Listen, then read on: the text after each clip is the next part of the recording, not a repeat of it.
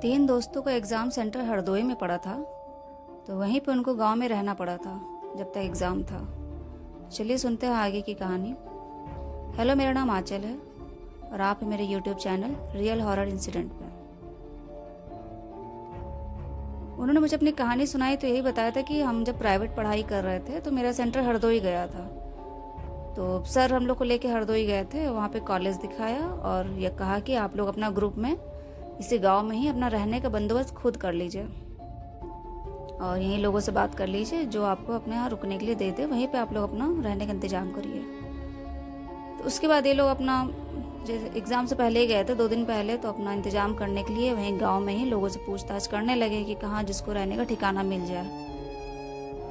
तो सब लड़के ग्रुप में बढ़ गए थे। तो ये 3 दोस्त थे, तो एक दूसरे का घर में बात किया तो वहाँ पे उनको पता चला कि आप उस घर में बात कर लीजिए और वहाँ आपको बता देंगे रुकने के लिए कोई और ठिकाना होगा तो बता देंगे।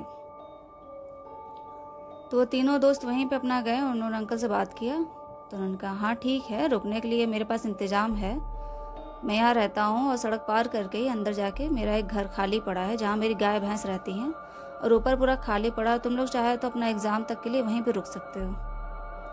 तो उन्होंने कहा ठीक है अंकल, हम लोग के लिए सही रहेगा। तो उन्होंने कहा रुक तो सकते हो, लेकिन एक बात मेरे ध्यान से सुनना, वो जगह रुकने के लिए सही है, तुम लोग को तो हमेशा रहना नहीं है, लेकिन रात में तुम लोग डरना नहीं वहाँ पे। और जब उन्होंने ये कहा कि रात में डरना नहीं, तब तीनों लड़के पूछने लगे कि ऐसा क्या है वहाँ पे, रात में डरे ना। तो उन्होंने कहा ऐसा कुछ भी नहीं है, देखो वो हमारा बहुत पुराना मकान है, पुश्तैनी घर है और पीढ़ी दर पीढ़ी हम लोग वहाँ पे रहते आ रहे हैं। हम लोग तो आराम से रहते थे और थोड़ी बहुत दिक्कतें वहाँ पे देखो हैं, इतना पुराना घर है तो कुछ ना कुछ वहाँ पे अनहोनी चीज़ें होती रहती हैं। और वैसे कोई आपको कोई हिंसा या इस तरह की चीज़ें नहीं होंगी नुकसान वाली। और हम लोग ने भी आखिर में इसीलिए छोड़ दिया क्योंकि थोड़ा हम लोग परेशान हो जाते थे, बच्चे ही बड़े हो रहे थे और हम लोग आदमी लोग बाहर निकल जाते थे खेती वाले काम पे, तो बच्चों और महिला जो थी तो उनको दिक्कत होती थी, इसलिए मैंने अपना ये दूसरा मकान बनाया और मैं यहाँ रहने लगा। तो लड़कों ने पूछा भी अंकल दिक्कतें किस तरह की आती हैं? तो उन्होंने कहा ऐसा कुछ नहीं है, बस रात में वहाँ पे नीचे आवाज़ें आती हैं, गाय भैंस सब रोने चिल्लाने लगते हैं, तुम लोग अपना आराम से रहो, लेकिन कभी तुम लोग को कुछ आवाज़ ऐसी सुनाई दे तो बस नीचे मत जाना, अपना ऊपर ही रहना। तो तीनों लड़कों में 2 तो चलो मान गए, लेकिन तीसरा लड़का थोड़ा डरता था, तो उसने कहा भाई ऐसा है, वहाँ रहने के लिए मत राजी हो, हम लोग चलो कहीं और देख लेते, रहने का इंतजाम कर लेते हैं। तो दोनों लड़कों ने कहा यार अब हम लोग पास टाइम भी नहीं है, परसों एग्ज़ाम है, तो ऐसा करो अभी रुक जाते हैं फिर देखा जाएगा। अंकल ने भी कहा कि तुम लोग रह लो, अपनी जिम्मेदारी से रहना और बाद में हमसे कोई शिकायत मत करना। तो यही हुआ कि वो लोग अपना रहने के लिए जिस दिन छुट्टी थी उस दिन अपना गए, फिर घर गए, अपना सामान वामान लेकर आए कि मुझे जहाँ रहना, तो अपना घर से राशन है, कपड़े, बुक्स ये सब लेके चले आए। तो उन्होंने जहाँ अंकल ने अपना घर बताया था तो अंकल उनको लेके गए, दिखाया भी कि ये मेरा मकान है, ऊपर तुम लोग आराम से रहना, बस नीचे का पोर्शन भी उन्होंने दिखा दिया कि नीचे उनकी गाय भैंस पली हुई थी और कोठरी वोठरी ये सब बनी हुई थी, तो वहाँ पे भूसा रखा था और नीचे कंडा, ये सब चीज़ें का इंतजाम था वहाँ पे। उन्होंने कहा देखो खाने का इंतजाम तुम लोग अपना खुद ही करना और पानी का इंतजाम हम करा देंगे तुम लोग के लिए। तो लड़कों ने कहा हाँ अंकल, खाने पीने का इंतजाम हम लोग खुद करके आए हैं, बस आप पानी का थोड़ा करा दीजिएगा। उसके बाद वो घर दिखा के चले गए। अच्छा, लड़के अपना सारा दिन अपना वहाँ पे बंदोबस्त अपना करते रहे, पढ़ाई वढ़ाई, क्योंकि नेक्स्ट डे उन लोग का एग्ज़ाम भी था। तो अंकल ने कहा भी कि शाम को आज खाना हमारे यहाँ खा लेना, आज तुम लोग आए हो, थके होगे और तुम लोग को पढ़ना भी होगा। तो फिर ये लोग शाम को तीनों दोस्त गए अंकल वहाँ, तीनों ने खाना खाया और खाना खाते टाइम ही उन तीनों ने अंकल से पूछा भी अंकल कोई ऐसी दिक्कत तो नहीं है कि हम लोग को आगे चल के परेशानी हो? तो उनका बेटा ऐसी दिक्कत कोई नहीं है, तुम्हारी तरह और भी लड़के कभी कभी आते हैं एग्ज़ाम के लिए, यहाँ पर रुकते हैं, बस ये है कि जो कमज़ोर है वो उसको डर लगता है, उसके साथ दिक्कतें हो सकती हैं, लेकिन तुम लोग अपना मजबूती से रहो, वहाँ पे ऐसी कोई दिक्कत नहीं आएगी, अपना पढ़ो, तुम लोग को थोड़े दिन रहना है और एग्ज़ाम दे के चले जाना। तो लोग अपना अंकल से बातें करके फिर वहाँ से वापस घर आ गए। अच्छा, उस दिन अपना ये लोग 11 साढ़े 11 बज ही गया था, तो घर आए, अपना थोड़ा देर पढ़ा इन लोगों ने क्योंकि नेक्स्ट डे एग्ज़ाम था। तो उस दिन ऐसा कुछ नहीं हुआ, रात में ये लोग 2:30-3 बजे तक 4 बजे तक पढ़ते ही रहते पूरी रात। तो ऐसा वहाँ पे उस दिन ऐसा इनको कुछ नहीं लगा कि हाँ कुछ अनहोनी चीज़ें यहाँ पे होती हैं।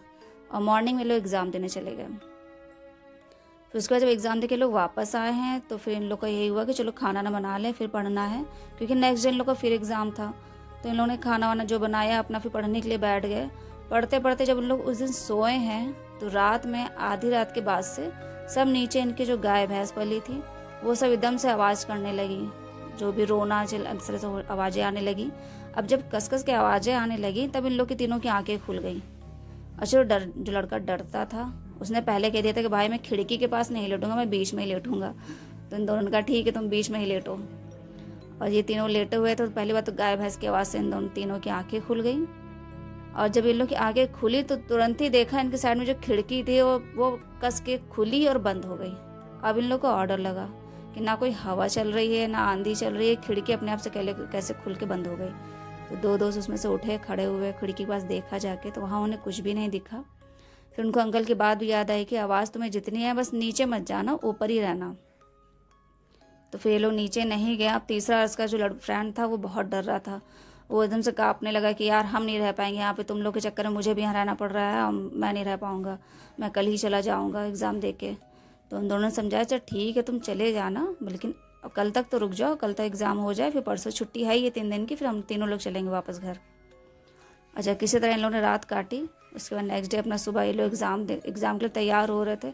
अब एग्ज़ाम के लिए इन लोगों को क्या हो रहा था, किसी का कोई सामान नहीं मिल रहा, किसी का कोई सामान नहीं मिल रहा। छोटे छोटे सामान इन लोग के गायब होने लगे थे एक ही दिन के बाद। कहीं किसी का कोई पेन नहीं मिल रहा है, कहीं कुछ बुक्स नहीं मिल रहे, कोई नोट्स नहीं मिल रहा है, कहीं किसी का कोई कपड़ा नहीं मिल रहा है। तीनों दोस्तों में से तीनों को कोई ना कोई सामान मिसिंग था। तो किसी तरह ये लोग अपना आपस में इंतजाम करके एग्ज़ाम देने गए। फिर लौट के आए जब एग्ज़ाम देके तो अपना वही डेली का रूटीन खाना खा के पढ़ाई करने लगे। और नेक्स्ट डे खैर इन लोग का एग्ज़ाम के बाद फिर छुट्टी होनी थी। दूसरे एग्ज़ाम के बाद इन लोग की छुट्टी होनी थी तीसरे दिन। तो उस दिन जब एग्ज़ाम दे के लोग आए थे उस रात में इन लोग के साथ ज़्यादा दिक्कतें हुई। जब ये लोग काम ख़त्म करके सोए हैं तो पहली बात तो रात में जहाँ 1:30 बजा इनके घर वहाँ से नीचे से आवाज़ें आना शुरू हो गई। वही गाय भैंस के चिल्लाने की आवाज़ें और कुत्ते भौंकने की आवाज़ें आने लगी। तो ये लोग रात भर सो नहीं पाए। और खिड़की भी अपने आप से कस के खुली और बंद हुई। खिड़की सिर्फ एक ही बार खुलती बंद होती थी। तो उस डर से इन लोग की नींद भी नहीं आ रही थी। अब जो तीसरा फ्रेंड था वो काफ़ी बीमार भी हो गया था, उसको फीवर चढ़ गया। उसी कंडीशन देख के इन दोनों को भी लगा कि यार हम लोग ने गलत डिसीजन ले लिया है, हम लोग को यहाँ नहीं रुकना चाहिए था। तो खैर वो रात उन लोग को काटनी थी। फिर नेक्स्ट डे इन लोग को अपने घर जाना था। फिर ये लोग यही करते करते सो गए। कम से कम 2:30-3 बजे इन लोग को नींद आई है। और सुबह जब आँख खुली तो पूरे कमरे का नज़ारा ही अलग था। मॉर्निंग में इन लोग को इतनी स्मेल आ रही थी, जब आँख खुली तो देखा पूरे रूम में गोबर पड़े हैं इधर उधर कोने कोने सब जगह पे। इन लोग के कपड़ों पे, बर्तन पे, और भूसा जो नीचे कोठरी में रखा था वो सब ऊपर इनके रूम में ढेर सारा पड़ा था। तो इनको भी लगा यार ना आंधी चलती है ना हवा चलती है, खिड़की भी खुलती बंद होती रहती है और ये भूसा वूसा पता नहीं कहाँ से आ गया। तब इन लोग को लगा यार जगह ठीक नहीं है, चेंज कर देना चाहिए। तो ये लोग अपना वहाँ उस दिन अपना सामान वामान थोड़ा बहुत पैक करके अंकल से बता के चले गए कि अंकल हम लोग आज अपने घर जा रहे हैं, 3 दिन की छुट्टी है, उसके बाद आएंगे, तब जैसा होगा डिसीजन आपको बता देंगे कि रहना है कि नहीं रहना है। उन्होंने कहा ठीक है जैसा हो बता देना। अच्छा, ये तीनों लोग चले गए। जो थर्ड वाला फ्रेंड इनका था वो तो वैसे भी उसकी तबीयत ख़राब हो गई थी। उनकी फैमिली ने साफ मना कर दिया कि तुम लोग को रहना हो ऐसी जगह रहो, लेकिन ये नहीं रहेगा। अभी से इसकी तबीयत ख़राब है, अभी आगे भी एग्ज़ाम है, तो कैसे हो पाएगा। तो उसके बाद जब 3 दिन की छुट्टी थी तो उसके छुट्टी के जब लास्ट छुट्टी बची थी तभी वो लोग उस थर्ड वाले लड़के की फैमिली साथ में आई और उसको गांव में इधर उधर बात करके कोई दूसरा रूम दिलाया और एक मेंबर उनके साथ ही रुका। अच्छा, ये दोनों लड़के थे, ये लोग अपना फिर उसी घर में गए। इनको लगा कि यार इतनी जल्दी भी कोई दूसरा घर नहीं मिलेगा तो यहीं रुक जाते हैं, थोड़े एग्ज़ाम और बचे हैं। तो ये लोग वहीं पर रात भर के रुके। नेक्स्ट डे फिर अपना जब एग्ज़ाम देने गए तो रास्ते में एक अंकल इन लोग को मिल गए।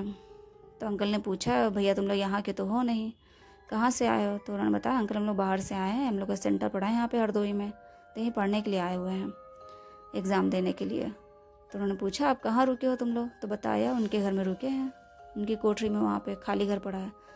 तो अंकल चौंक गए। उन्होंने कहा भाई तुम लोग वहाँ क्यों रुके हो, क्या तुम्हें उस घर के बारे में नहीं पता है।